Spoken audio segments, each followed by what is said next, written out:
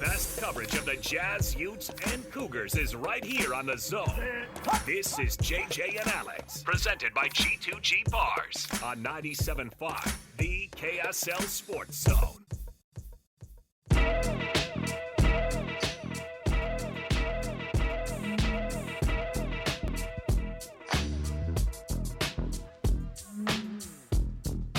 Slings it to Aduje, down to Osobor. Osobor passes out of the double team to Jackson. Good look for three, knocks it down. 73-70. Aggies get the first points of the overtime. There's your winning team, losing team chant. Fresno State's season is over. Utah State will advance. It wasn't pretty. It don't matter. Utah State will await the winner of the UNLV San Diego State game after outscoring Fresno 17-5 in the overtime period. Scotty Gerard on the call as the Utah State Aggies have moved on. Their first matchup in the Mountain West Conference tournament. They will face the winner of this game that we're watching right here in studio. It's tough deal being us, JJ. Yeah. Have to watch this game. This Gotta is follow brutal. it. Yeah, I'm sitting here having to watch basketball games.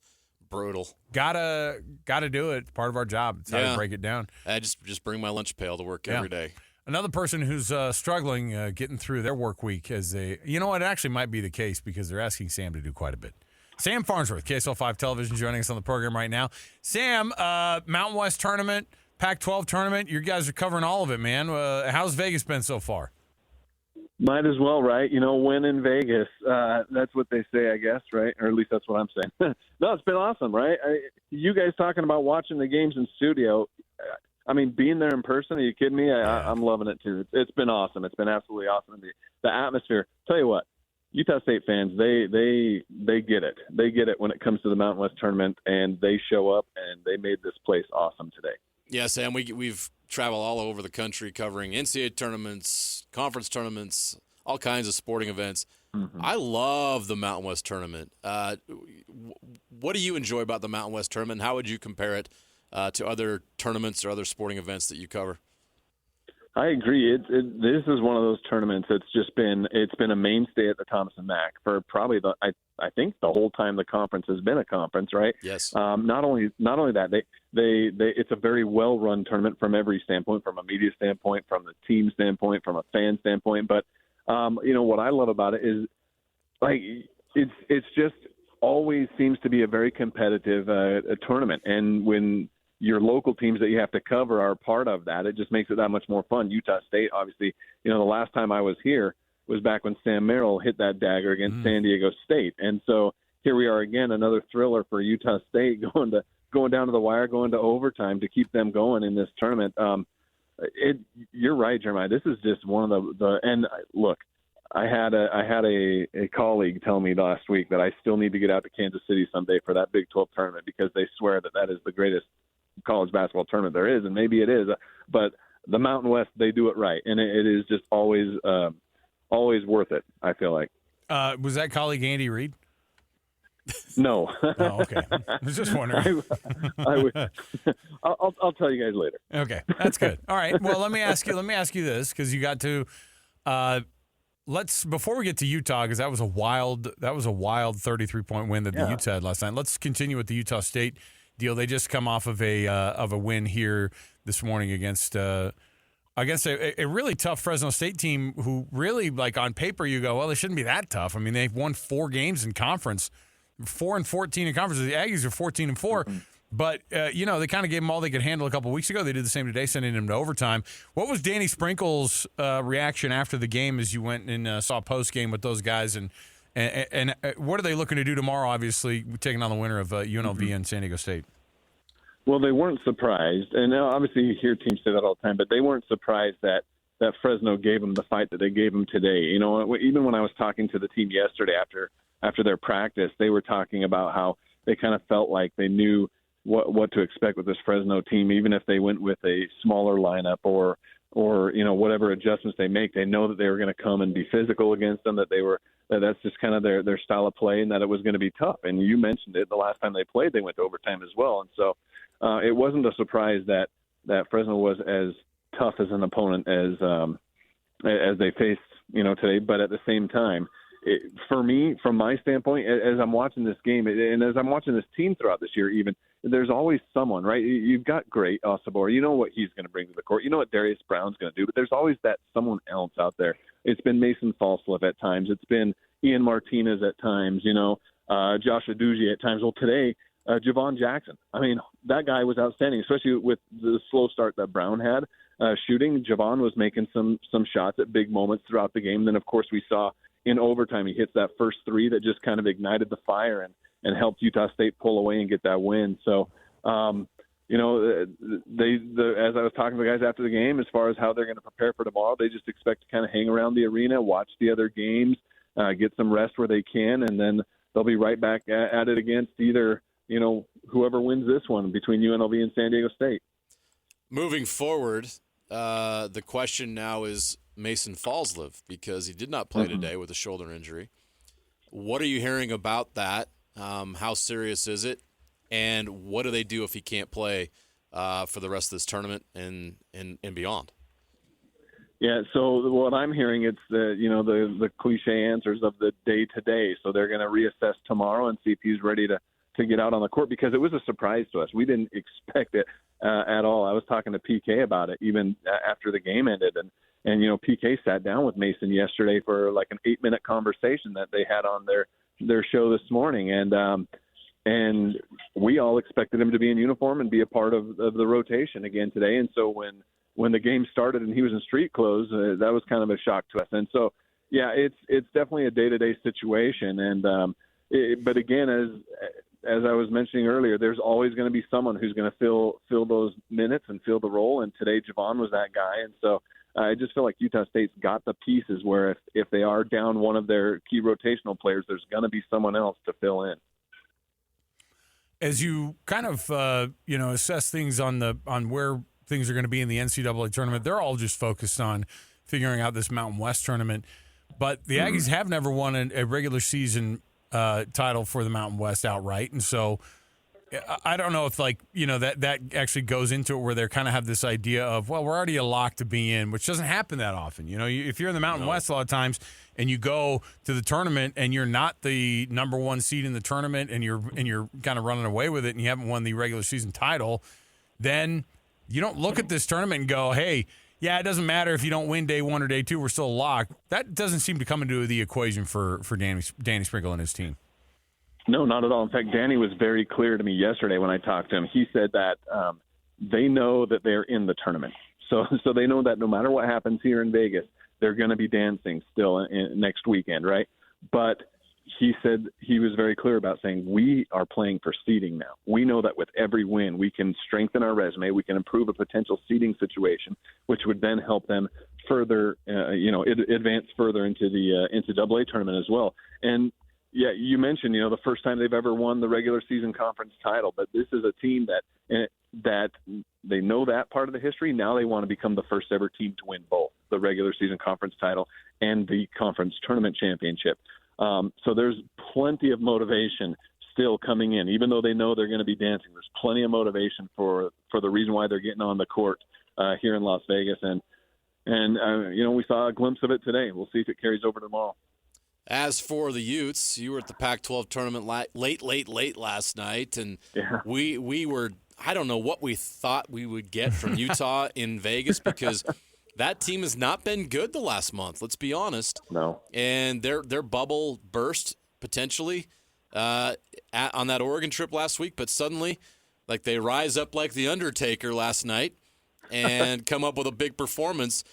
Your observations from that win last night, and what was the talk after the game? Yeah, we certainly didn't expect a 30-point win, right? That's for sure. No. Yeah, and some of the talk in the locker room after the game was definitely about Brandon Carlson just being the gutsy player that he was to go out there. His teammates admitted that he was playing in pain. Even though they're still being kind of quiet about the situation, they wouldn't let me talk to Brandon after the game last night, and I think maybe that's part of the reason why they don't want people asking him about his arm or how he's feeling.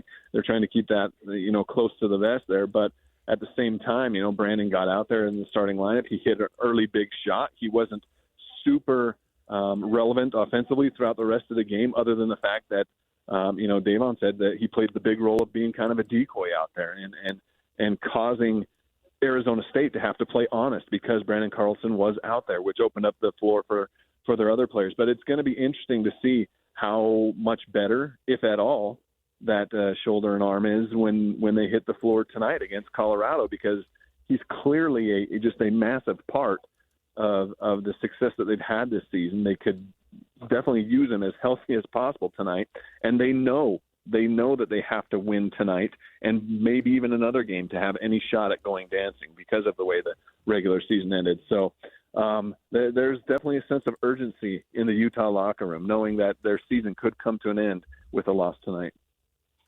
Sam Merrill joining us from Las Vegas. Or Sam Merrill. Hey, you know what? That would be good, I too. wish. Sam Farnsworth. I was just looking. I saw Sam Merrill's name right in front of my face, and then I have Sam in my head. So there we go. Sam Farnsworth. I did make 5 3-pointers last night. I was going to say you could probably still shoot the lights out there, Sam. Sam Farnsworth from Las Vegas, covering all of the tournaments here for KSL Sports and KSL Sports Live on television.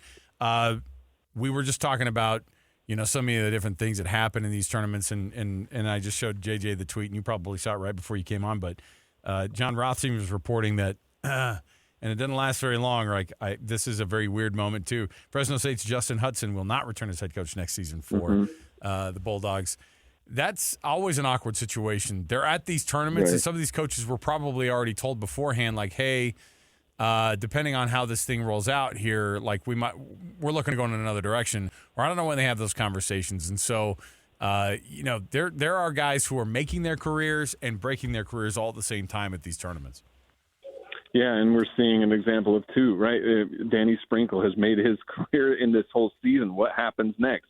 Does Utah State get him that long-term a nice healthy pay raise and extension, or are there going to be other teams out there definitely ringing his phone this offseason? That's one guy who's definitely been making his career out here. And then, I was in the press room here when Fresno State's coach walked out here, and that's the first thing he said. He's like, I've coached my last game here at Fresno State. The contract is up, and we realize they need to go in another direction. So it's kind of interesting how, you do see the two ends of the finality of a season, how it can also affect the careers of these head coaches. We even saw it closer with Utah State, the women's basketball team this past week as well. That's just it's business, right?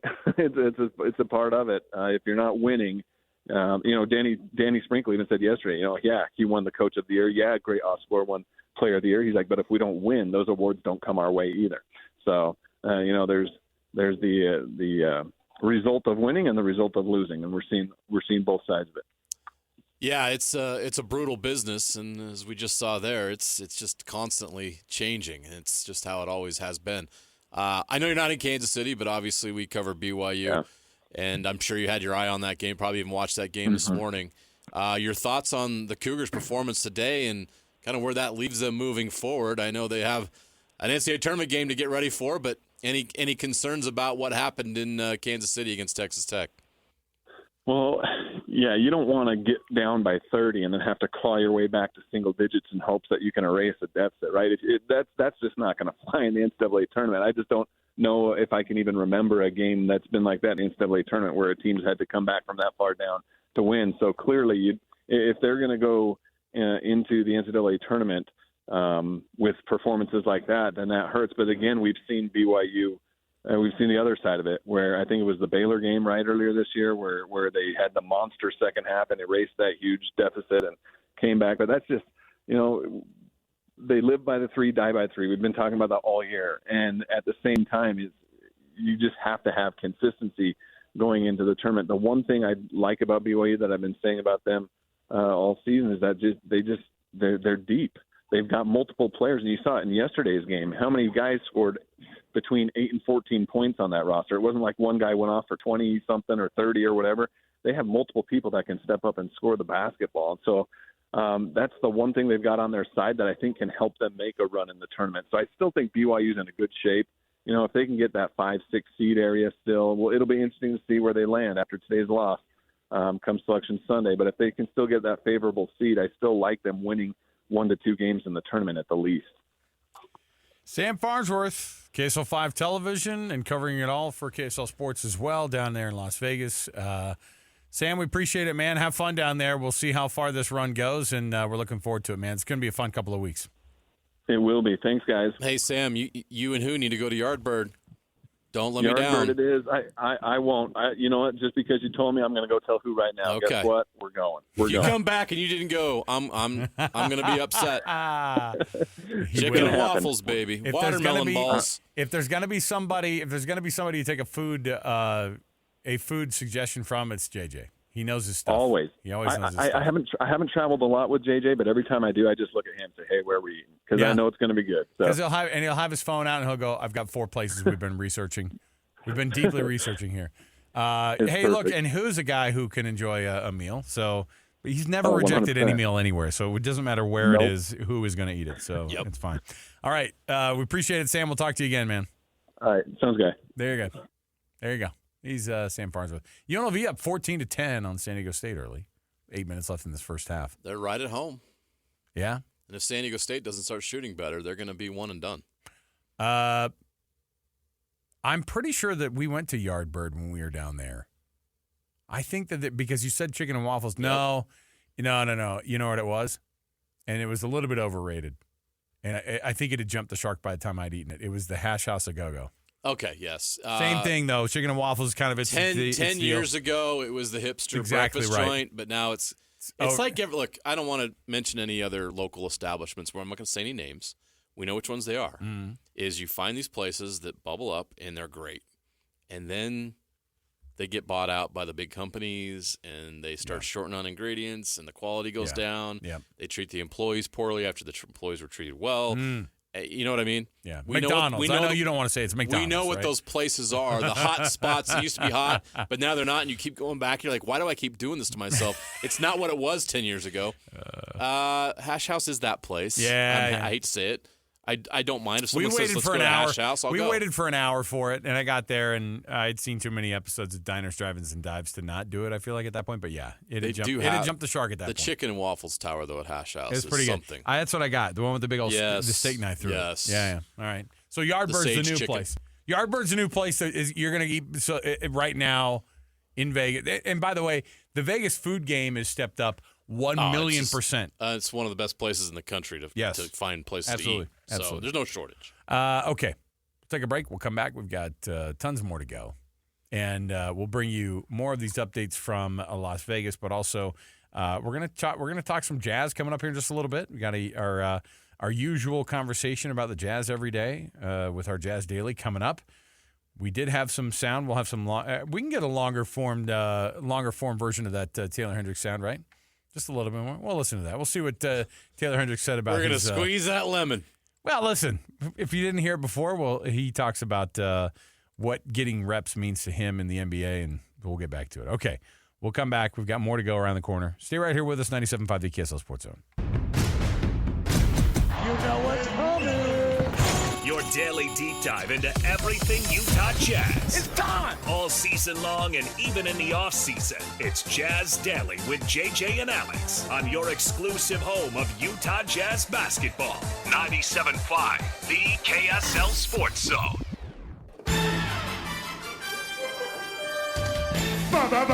Basketball, gimme the ball because I'm gonna dunk it!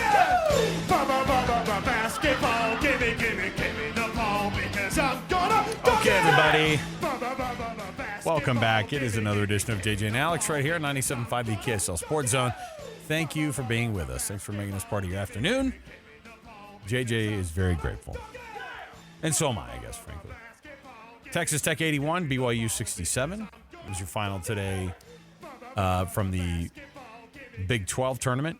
Utah last night 90-57 over Arizona State. What did the final end up being? Utah State was 87-74. That was your final there. 87-75, a double-digit win for the Aggies over Fresno State after being forced to overtime. Yeah, but it was in overtime. It was overtime. That was a close one. Mixed results so far, but you know what? It's a really, really good time to be a basketball fan here in the state of Utah. Right now, Utah fans are going, all right, well, we'll see, right? Okay, we'll see. Did they find something last night? Oh, yeah. Is this your guy? Is this Taylor Swift's boyfriend? Yeah, it is. Mr. Swift. Worst karaoke ever. Just screaming. So there you go. Was that the fan that was at the Utah State, Fresno State game we heard earlier? Oh, my gosh. You know what's funny is my gosh. We got to pull that up because Scotty was going, whoever that Fresno State fan is, can't wait to be rid of that person from the tournament. It was absolutely unlistenable. And then toward the end, they shifted it up, too. It was like, wee-oo, wee-oo. Everyone's like, dude, you're down 12. You don't need to rattle every person at the line. You should not be allowed to drink that early. It's Vegas, man. They weren't drinking early. They've been drinking There's no since early last or night. late in Vegas. I get They've it. been drinking since last night. Come on, man. That's the only reason Fresno State fans can get through this. All right? Yes, let's jump into some Jazz Daily here. You heard Tayloe Hendricks. I want to hear that piece of sound again that you just played for the Jazz, or for the Jazz at 30 update. He talked about developing as a scorer, and I think that it's hugely important that a guy like Tayloe Hendricks goes, I've got goals, I've got things I want to accomplish, and one of those things is I want to be a big-time scorer on this team, but obviously it's going to take a lot to get there. Pretty much because of the competition, and then my role. My role right now is not like probably like the main scorer. So, just learning how to affect the game in different ways. So, like when I'm in that position to be a main scorer, I have like a whole all-around game. Okay. I thought it was interesting that he's like, so like right now, I guess I'm not really the main scorer on the team. But when I do take that role over, I don't hate that attitude at all. I actually kind of like it. If you're Will Hardy, you're going, nobody asks you to go out there and go, hey, can you score 13 and pull down 9 rebounds? That's all we're going to need from you for the rest of your life, please. I think it's a great attitude. You Number one, want to be great. Nobody I think thinks right now and goes, Tayloe Hendricks is going to end up being the Jazz's main go-to scorer in the future. Probably not, no. But why not have that as your goal as this young kid? You're really, really young. How old is he? 19 and a half? 20? Yeah, he's young. So in the end, that's the type of attitude you want out of a guy.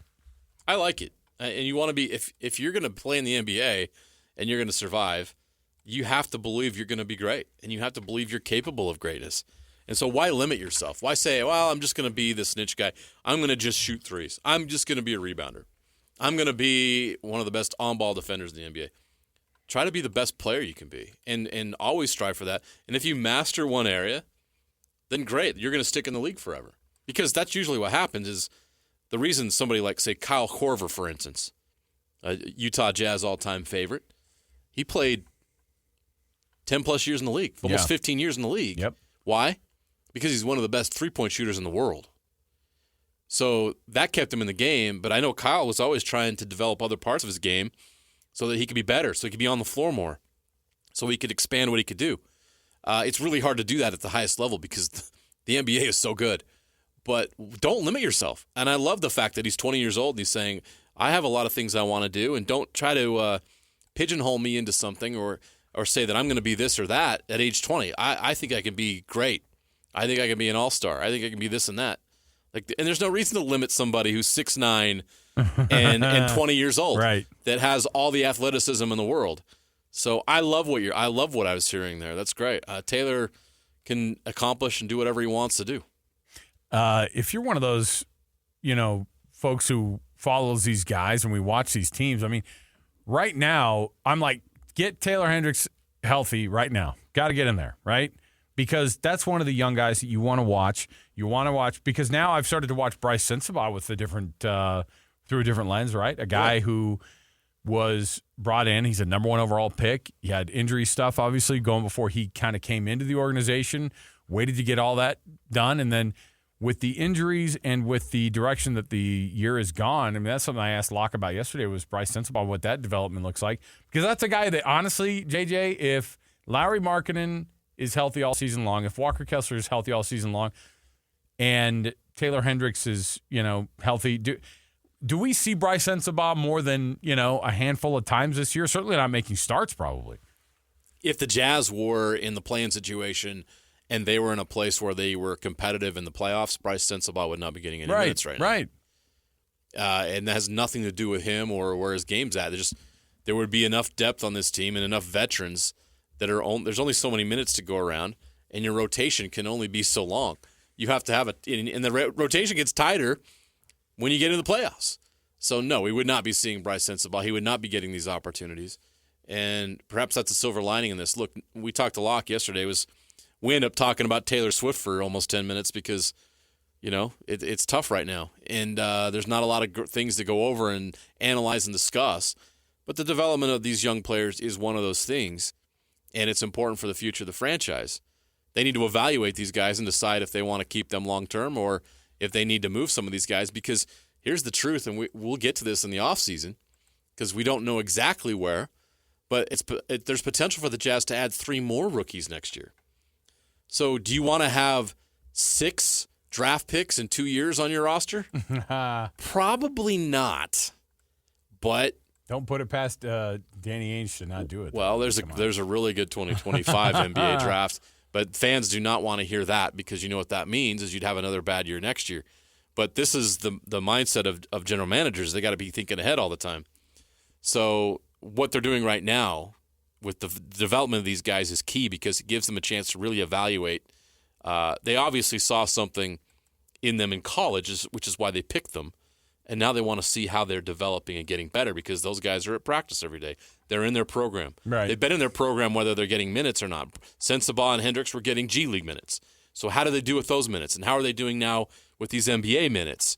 And you start breaking down the film and helping these guys develop. And you have to make some evaluations. And, unfortunately, the truth is you have to make them quick. And they did that with Ochai Agbaji. Right? They made a decision that long-term that Ochai probably wasn't going to be in their long-term plans, and they decided to include him in a trade. You can do that with some of these guys, too, if you decide that they're not part of your long-term plans. You don't have very long to make those decisions because you don't have a long time to wait, even though you have to, at the same time, have a lot of patience with your roster development if you want to try to win a championship. So, funny how that works. All right, let's take a break here. Before we do, it's that time of the week for us to be able to honor one of our favorite new features, what we're doing, which is our Hercules Hero of the Week. We've asked for your nominations, and we got one. Steve Leonard passed along this nomination of our winner of this week's Hercules Hero of the Week, Nicole Hill. Nicole Hill, congratulations. Yay! That's the fanfare right there. That's awesome. Good for her. She's been a team mom. Thank you, Nicole. For her son's Ute Conference football team since he started playing. She's picked up and dropped off teammates from practices and games. We've known moms like this, right? How about this one from Nicole, though? She's booked hotel rooms for teammates and their families when traveling out of town in tournaments. She uses vacation hours to take her kids all over the country to compete in gymnastics and football. And it doesn't seem like too much until you actually factor in that she also works graveyard shifts for her actual job, which leaves little time for sleep. Wow. People like Nicole are the folks, the lifeblood of youth sports. And so we are glad for the nomination. So thanks to Steve Leonard for the nomination of Nicole Hill. And thank you, Nicole Hill. You are our winner this week of the Hercules Hero of the Week. You will get a Visa gift card courtesy of the folks from Hercules Credit Union. So there you go. You can nominate someone near you for the same exact thing that Nicole just got. And that's the type of stuff we love. And by the way, it's not like Nicole sacrifices all this time and all these vacation hours, all these things, and goes, it's just so one day JJ and Alex will read my my mini bio over the airwaves of my youth sports contributions. The reality is most people like Nicole probably don't love getting that type of attention because she just loves her kids. Yes. She loves the kids' sports, and she loves the teammates that they've created and the family relationships they've created throughout the years. So Nicole Hill, well-deserved. Good for you. Love it. All right, we'll take a break. We've got a Utah football spring football update coming up next. Stay with us right here, 97.5 the KSL Sports Zone. And now your Ute Spring Football Update on 97.5 the KSL Sports Zone.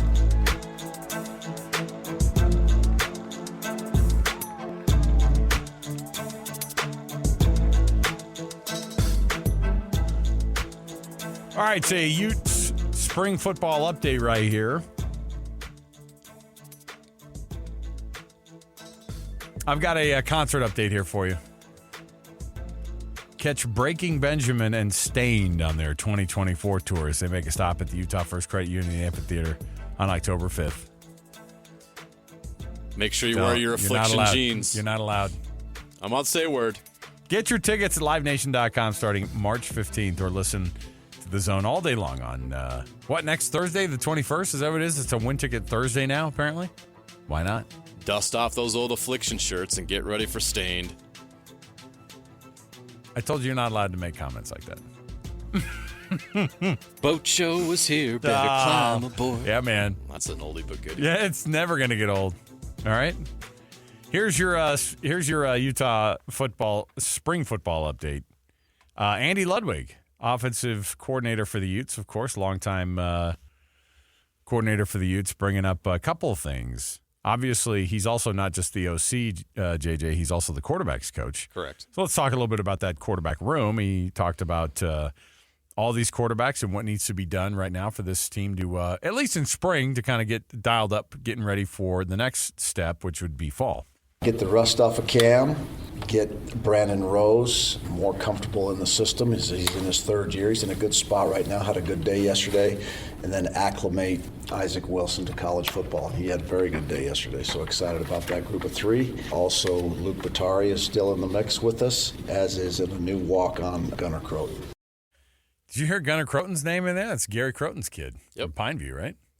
Yeah, he had a great high school football career. Awesome high school career. Coming off of he's a walk. Did you hear me? He said walk on. He named 5 quarterbacks. All right, in no particular order. Knock the rust off of Cam. By the way, they're not asking any players to knock the rust off of Cam. Please don't touch him. Okay. Then he throws out Brandon Rose. Then he says Isaac Wilson, and then he says Luke Batari, and then Gunnar Croton. So you've got 5 quarterbacks right there. Did he name them in the order of what they actually probably are right now in terms of the depth chart? I think he kind of did. Yeah. It's my read. The brain does things like that. Right. So I'm not going But most of the media who were there, it didn't escape them because he immediately was asked about whether or not Isaac Wilson was in the mix to be that QB2, and obviously you got to keep a guy like him happy. Well, that's why he's here. He's here to compete. He's here to earn a position, whether that's the first team, second team, third team, and he's a competitive young man, and we're going to put him in a position for success. Oh, man, Andy Ludwig needs to be a politician. Oh, that's what he prepares for. That's why he came out. Whether it's the first team, the second team, or the third team. Offensive coordinators are politicians. Trust me. Well, let me just tell you right now. When you're managing a quarterback room, you are a politician. You have to be. Big-time recruits, by the way. Brandon Rose, I think, is also a 4-star guy. Oh, yeah. And so is Isaac Wilson. And so you have to keep those guys happy, and you got to say stuff. So he goes, yeah, oh, man, he came out to compete, whether it's first string, no. Whether it's second string, or third string, and then you're going, ooh. Because he's probably having to say those things because he has to give this multifaceted response that kind of responds to everybody. But it is good to hear that Isaac Wilson had a good day of practice yesterday. I don't know what that means half the time, right? Like they go out there, they took some snaps real hard. You know? It means something because the offensive coordinator, quarterback coach is saying positive things about you to the media. That's why it matters. Cam Rising, it was talked about. He talked about knocking the rust off of Cam, getting him ready. He went a little bit more in depth into that. Well, he hasn't played a snap of college football since January 2nd, a couple of years ago. So there's some rust there, and he is moving well, but it's a little bit different when you're orchestrating with 10 other teammates there working against 11 other guys. So there's some rust that's going to have to come off through the course of spring football. That's wild to think that his last real live snaps in an actual football game were January 2 of 2023. Mm-hmm. Yeah, it's March 14th, 2024. And it's good to see him back, though. Right, and we won't see him play actual football again until, August 29th of 2024. It's crazy. It's a big gap. Knock that rust off. Get it going. Got to get him playing. And obviously, a guy like Cam, isn't – I don't think Cam is a guy who's short on confidence. He's not. I don't think he's going to be worried, particularly about whether or not he's going to be able to get it done. No, he's not short on confidence. I will say though, if you're a Utah fan, you've got to love hearing that list that he just rattled off at quarterback. Yeah, Cam getting ready and dusting off. Right. Brandon Rose, fine. He's a guy who had a lot of promise. Got injured last year, and you probably would have seen him a lot more if he hadn't have been. And then Isaac Wilson might end up being the future after all, like of all these guys. So what is spring football? Why is it important? what do the Utes want to learn in spring football? Here's one question I want answered, and I think this is going to be vital to the success of the program next year. Do they have a number 2 quarterback they trust? Because you're going to need him at some point, right? Even just based off of history. Even in 2022, Cam Rising missed a game after the USC game. He could not play at Washington State. They went with Bryson Barnes, and it wasn't perfect or pretty, but he went up to Pullman on the road and beat a really good Washington State team that saved their Rose Bowl season, because that was, remember how crazy it was that they even got into the championship game. They needed every win in that year, and they were able to pull that off because they had what they, at that time, they had a number 2 they believed in that spot, right? Last year, did they have a number 2? No. They did not. They played number 5. They played 3, 4, and 5. They even rolled out Batari the Ferrari. And he got a win, to his credit. So you need depth at that position, and I don't think the quarterback depth was good last year. If we're being honest, it didn't turn out to be what it needed to be. And they didn't have the success they want. Yes, they had 8 wins, but you found out where that quarterback room was last year. Not good enough. So you're right, Alex. I think Utah fans want to know, where is Isaac Wilson? Is he going to be ready to play as a true freshman? Where is Brandon Rose? He wasn't ready last year. That was a big setback. That was a disappointment. Is he ready now? I want answers to those questions. I want answers. Come on. The good news is we're not going to be, I mean, the answers will come, and we won't be that far off. I mean, we're not, and again, the biggest answer you have is that Cam Rising is the guy. That's what you need right now. On the short term, he's your guy. You don't want to even hear about the other dudes. But we know that answer. You know that answer. And He's I think the the rest of us, including you'll be lying if you told me that you don't want to see Isaac Wilson getting 4 games of starts. I'm intrigued. Let me just say that. All right. 4 might be too much. That means there's probably more going on there. But, obviously then you keep the red shirt. That's the whole point. All right, we'll take the break. We've got more to go around the corner. When we return, Eamon Brennan is going to join us. College basketball writer. You can read his stuff at Buzzer by Eamon Brennan. He's at Substack. So if you're one of those, this is one of these guys who's written for The Athletic. He's been a part of a lot of college basketball coverage, and so Eamon's going to join us next and give us a little bit of an idea of what these local teams here have to do or have done enough to be able to be certain seedings in the NCAA tournament. Stay with us. 97.5 the KSL Sports Zone.